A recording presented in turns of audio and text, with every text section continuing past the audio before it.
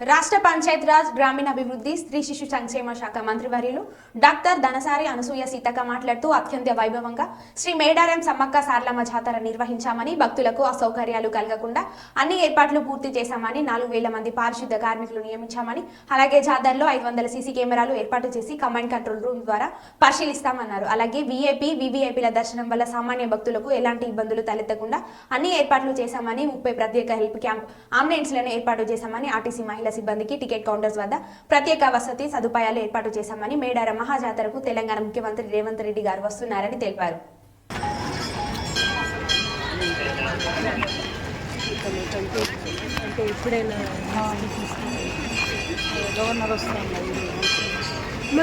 Governor మేడంకి ma'am అది tent చేస్తాం ఇది ఎప్పుడు తమరుగుతుంది అంటే ఎప్పుడైనా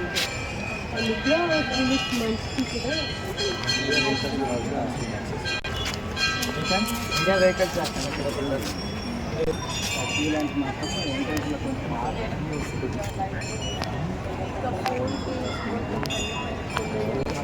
ప్రాబ్లం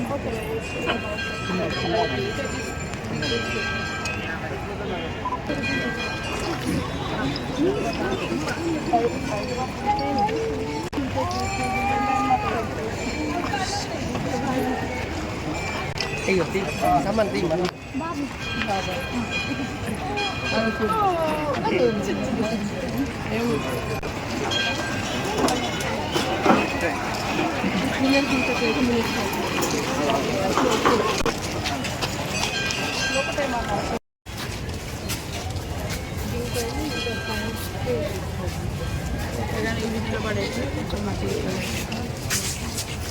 అది కింద సీసీ ఉందా లేదు ఇది సీసీ ఉందా ఒకరు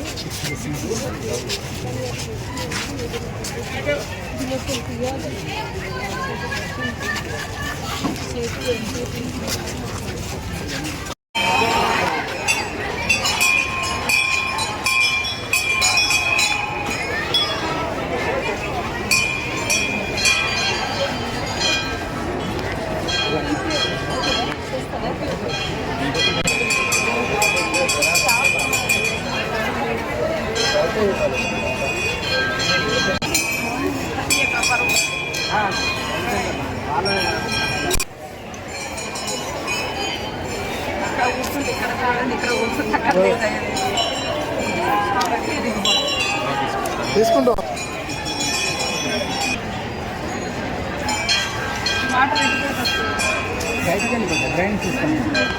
కానీ అది కూడా చదువుతూ ఉండాలి. చెప్పాను బెల్లం కూడా ఒక కార్పోలింగ్లో వాళ్ళు బయటకు పడేస్తారు.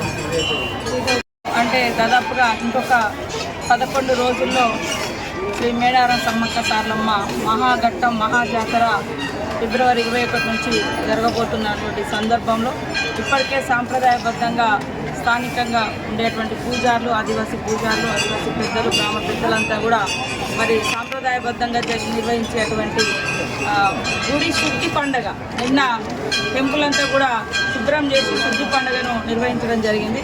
నెక్స్ట్ వచ్చే బుధవారం మండమెలిగే పండుగ ఉంటుంది.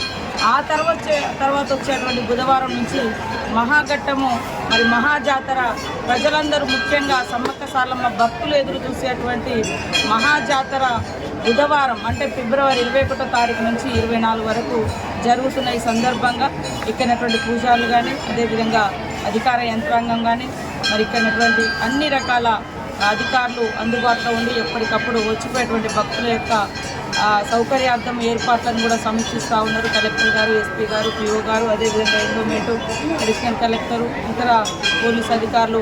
నిజంగా గతంలో ఇంత రష్ ఇంత ముందు నుంచి ఎప్పుడు కూడా మనం చూసి ఉండలేము. ఈసారి చాలా ముందు నుంచి ఇప్పటికే జాతర ఈరోజు చూస్తే దాదాపుగా ఇంకా 13-14 రోజులు ఉన్నప్పటికీ జాతర యొక్క పరిస్థితి ఇప్పటికే సంతరించుకున్నది. ట్రాఫిక్ అంటే అన్నీ కూడా సులభంగా అయ్యే విధంగా పోలీస్ యంత్రాంగం కూడా ఎప్పటికప్పుడు మానిటరింగ్ చేస్తున్నటువంటి పరిస్థితి, ఎక్కడ కూడా ఇబ్బందులు లేకుండా.